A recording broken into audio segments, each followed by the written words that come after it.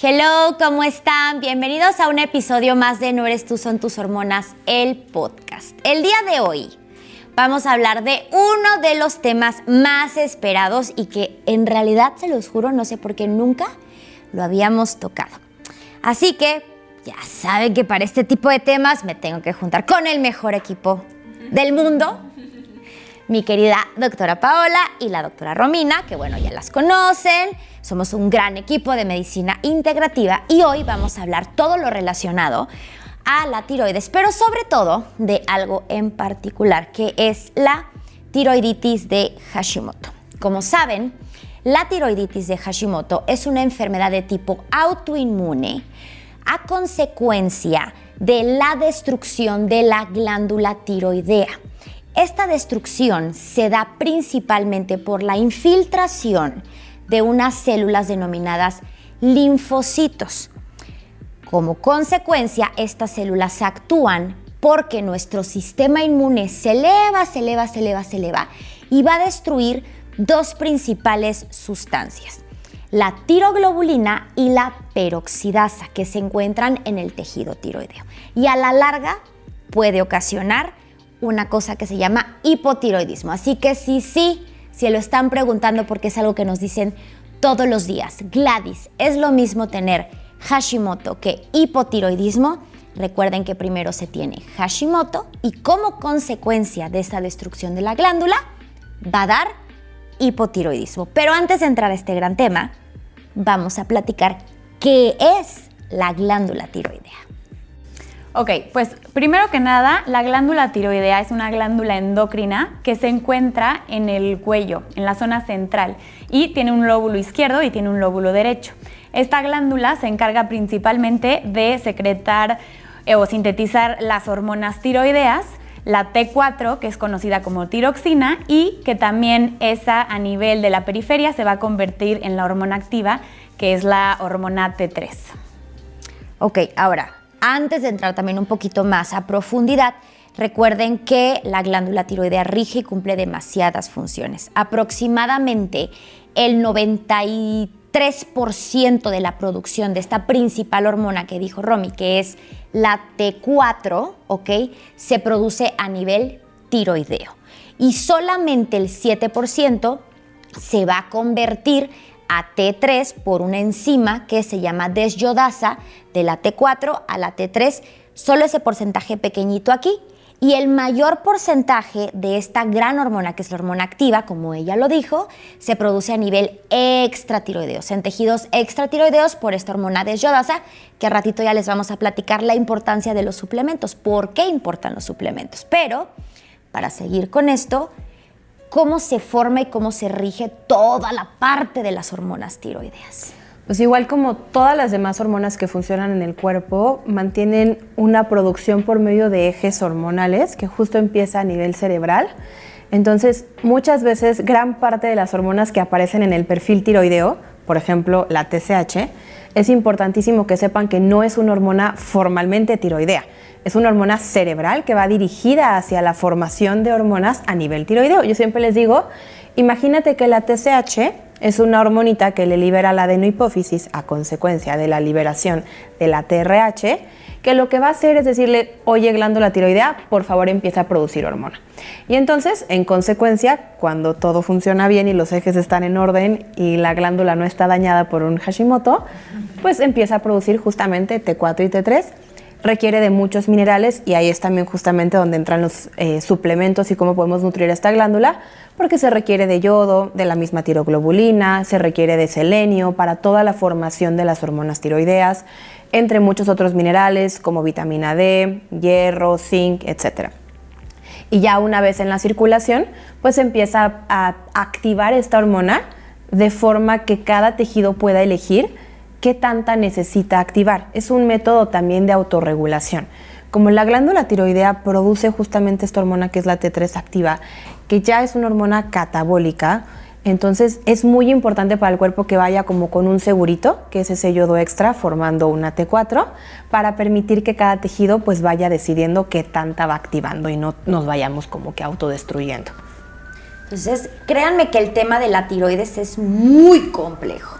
necesitamos muchos factores, necesitamos ciertas sustancias, ciertos minerales, ciertos nutrientes para que las células que se encuentran dentro de la glándula tiroidea puedan producir estas hormonas. Ahora, justamente creo que algo importantísimo es que en todas las personas que tienen hipotiroidismo, más del 90% tienen Hashimoto. Y el problema está que menos del 60% lo saben. Entonces, pues mucha gente vive sabiendo que tiene problemas de tiroides, pero ni siquiera entiende pues, nombre y apellido, ¿no? De cómo se llama toda esta condición y qué más puede hacer, aparte de solamente tomar su reemplazo hormonal. Entonces, es algo importantísimo. Y creo que ahí tocaste un punto bien importante, que es, aparte del reemplazo hormonal o del medicamento, ¿qué más puedo hacer? Porque en el Hashimoto tal cual, sí hay una afectación tiroidea, pero la afectación primaria, por así decirlo, no es la glándula tiroidea, es como tal el Hashimoto. Entonces, aparte de tratar esta hipofunción tiroidea y dar este reemplazo hormonal, pues hay que atacar la raíz del problema, que es la autoinmunidad. Sí, bueno. Y por eso el tratamiento es integrativo, ¿no? Sobre todo integrativo, y algo que ambas están diciendo es lo siguiente. La tiroiditis de Hashimoto, que va a derivar a un hipotiroidismo de Hashimoto, que créanme, muchos pacientes pueden frenarlo antes de llegar al hipotiroidismo, es lo siguiente. La importancia de sacar un perfil tiroideo completo con fracciones libres, fracciones totales, anticuerpos tiroideos y cortisol es precisamente la detección temprana. El Hashimoto lamentablemente tiene varios estadios de detonación de enfermedad.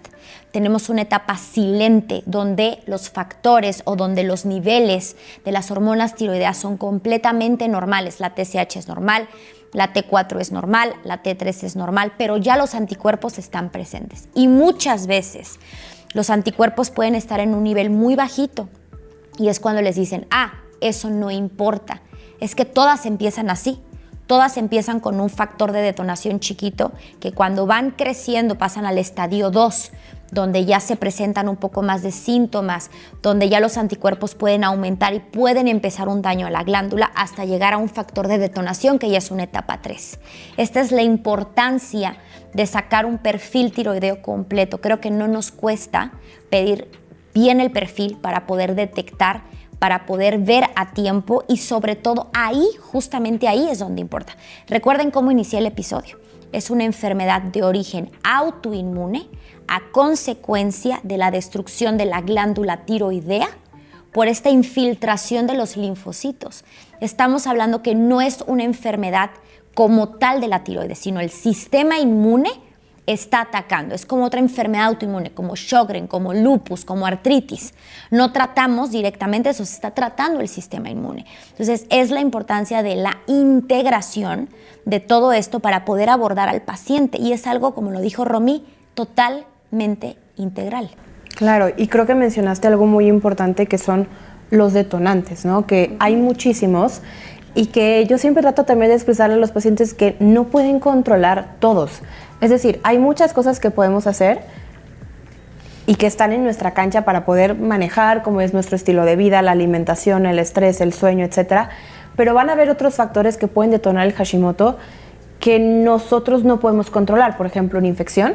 Y hay infecciones silentes desde un Helicobacter pylori, una hepatitis, un citomegalovirus, el famoso COVID. O sea, todo eso y pues uno no decide si nos da o no nos da, obviamente, ¿no? Ahora, hay otras cosas que también son detonantes y por eso es importante que sepan que no hay un protocolo exacto para todos los Hashimotos, porque cada persona tiene un detonante distinto. Es decir, a lo mejor tú tienes problemas de insulina o de glucosa y por lo tanto, pues esa inflamación que genera la insulina alta, la hemoglobina glucosilada elevada, que habla de que hay muchos famosos AGEs, que son los productos de la glicosilación avanzada, que generan inflamación, puede ser tu detonante y lo que hace que de repente los anticuerpos vayan subiendo. A lo mejor en el caso de otra persona es si trabaja en una fábrica llena de tóxicos que pues pueden llegar a estimular un poco la cantidad de los disruptores endocrinos en el cuerpo y producir este tema del Hashimoto. Una cirugía importante o incluso, y en las mujeres lo vemos mucho, el embarazo. El embarazo y también la parte de estrés emocional.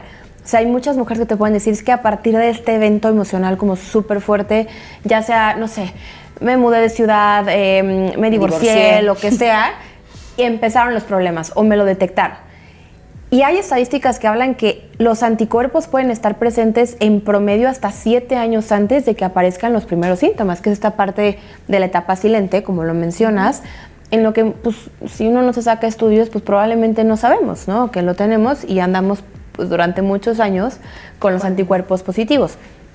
Y también verlo desde el punto de vista preventivo, de, bueno, a ver, no es esperarme a que ya tenga un hipotiroidismo para empezar a trabajarlo, es hoy por hoy qué puedo hacer para evitar que ese hipotiroidismo llegue o por lo menos retrasarlo y que no aparezca lo más pronto posible, ¿no? Exacto, o sea, ahí creo que dijiste un punto importante, que es esta parte de la medicina funcional de decir, a ver, están los anticuerpos positivos, mi perfil tiroideo está perfecto, e incluso tal vez la paciente ni siquiera tiene síntomas, Claro. pero es el momento indicado para empezar con cambios en el estilo de vida, en la alimentación, gestión del sueño, estrés y la ayuda de los suplementos para empezar a prevenir o incluso a frenar ese desarrollo, ¿no? Esa hipofunción tiroidea.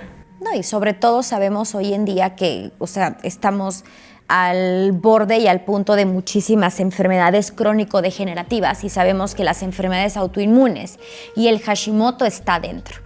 Y está más que comprobado que son 3 factores totalmente importantes para la detonación absoluta de cualquier enfermedad o patología, que es el ambiente, la genética y la persona, ¿no? El estilo de vida que lleve esta persona.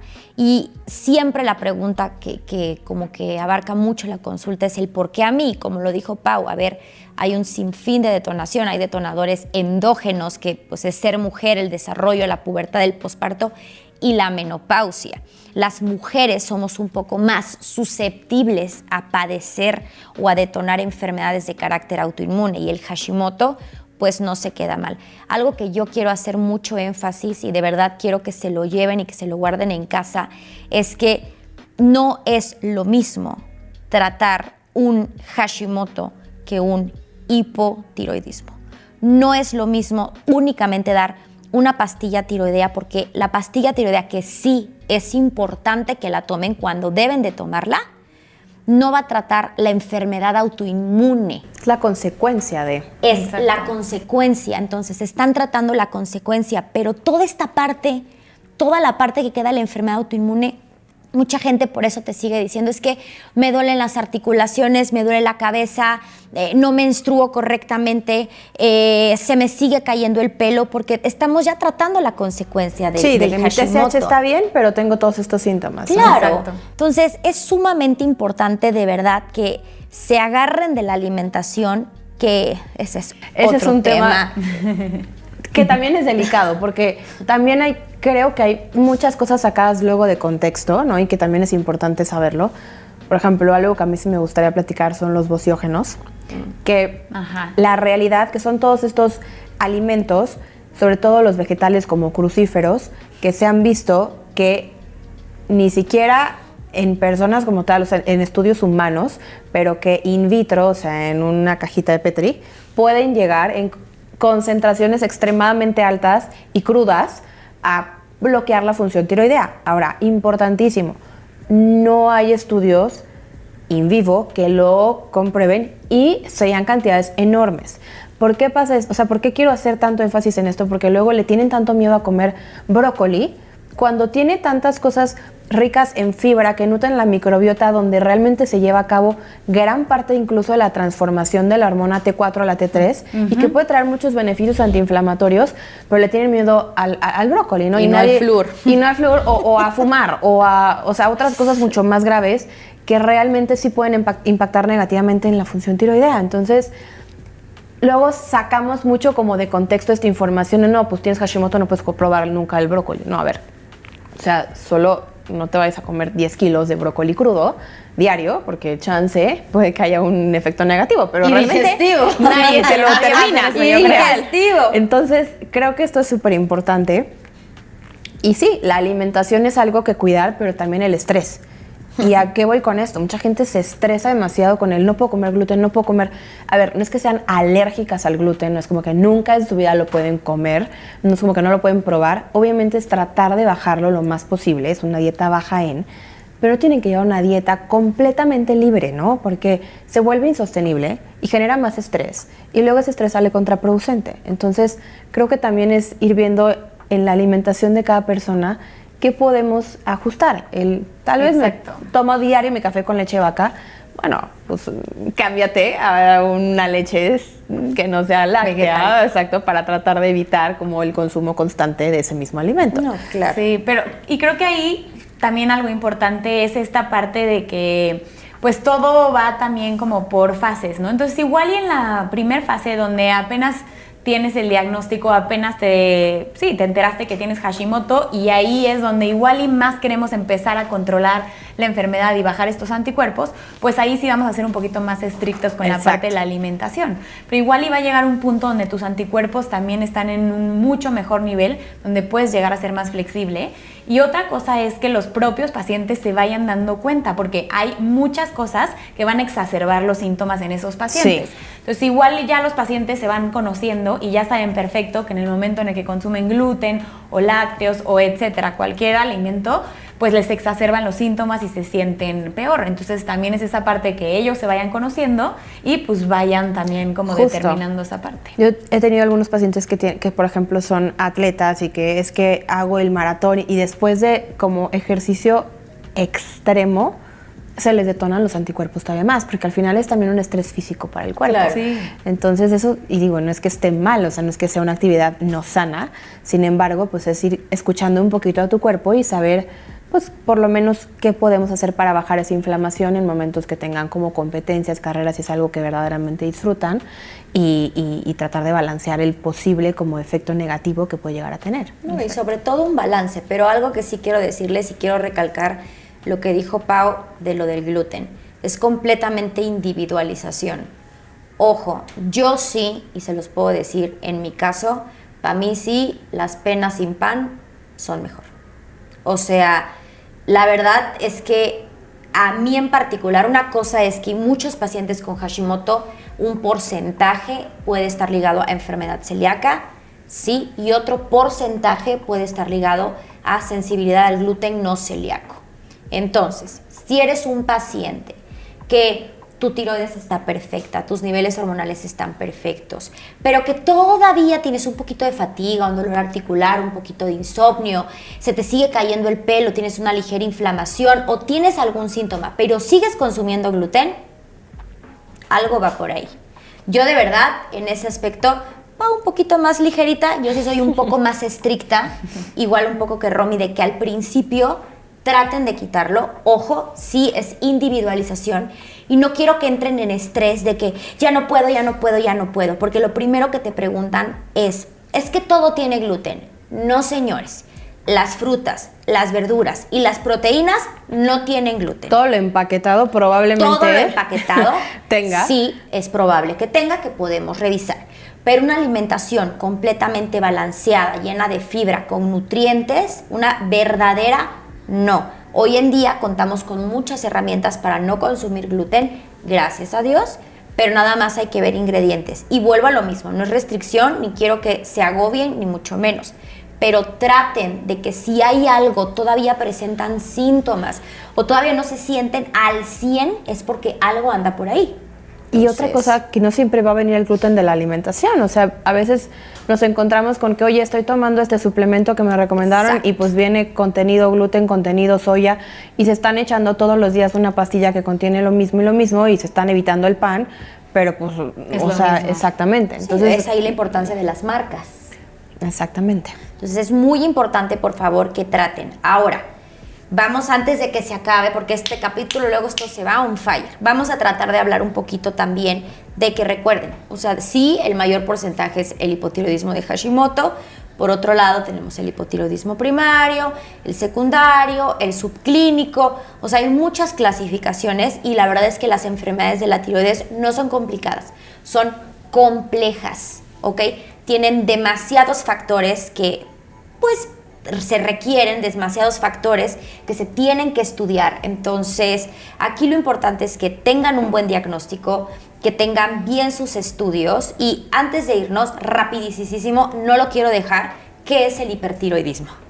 Ok, justamente cuando la glándula tiroidea comienza a liberar o a producir exceso de hormona tiroidea al cuerpo. Entonces, a diferencia del hipotiroidismo, donde hace falta y no es suficiente la cantidad de hormona que la glándula produce, en el hiper hay un exceso. Los síntomas pues, son relativamente pues, lo contrario. Puede haber taquicardia, puede haber sudoración, diarrea, pérdida de peso, caída de cabello. Y digo, algunas pueden ser incluso similares porque la caída de cabello puede ocurrir en ambas, la fatiga puede ocurrir en ambas, pero sí hay obviamente ciertas cosas que son mucho más hacia la parte del hiper. Mucha gente conoce yo tengo el que engorda o el que enflaca, y así quieren como idea. Y no necesariamente. Se estima que un 50% de gente que tiene Hashimoto, hipotiroidismo de Hashimoto, tiene un peso normal. Entonces, no tiene que ser a fuerzas, exacto, un tema como que de patognomónico, de tener un problema en si estar fuera del rango idóneo del peso o más abajo relacionado con la tiroides. Eso también es importante, ¿no? Porque... Ahora, rapidísimo, dentro del hipotiroidismo de Hashimoto, tenemos oscilaciones. Al principio de la enfermedad puede haber oscilaciones entre hiper-hipo, ¿ok? Y muchas veces el paciente con tiroiditis de Hashimoto puede tener una condición que se llama hashitoxicosis, que es un evento de sobreproducción de hormona tiroidea. Entonces, ¿a cuántos de ustedes les ha pasado que de repente dicen, es que ya me medicaron, es que ahora estoy en hipotiroidismo, ya me la quitaron, ahora estoy en hipotiroidismo, y así sucesivamente? Eso es porque es una transición de la enfermedad que lamentablemente muchos acaban en hipotiroidismo. Pero es para que, no es que no me medicaron bien, es que ahora esto, no. Puede haber fluctuaciones. Puede haber fluctuaciones y tengan mucha paciencia, pero no se vayan. Nos vemos en el siguiente episodio la próxima semana, porque aquí están todas sus preguntas de Instagram, así que nos vemos en el siguiente episodio. Si tienen comentarios, los leemos aquí abajo. Bye.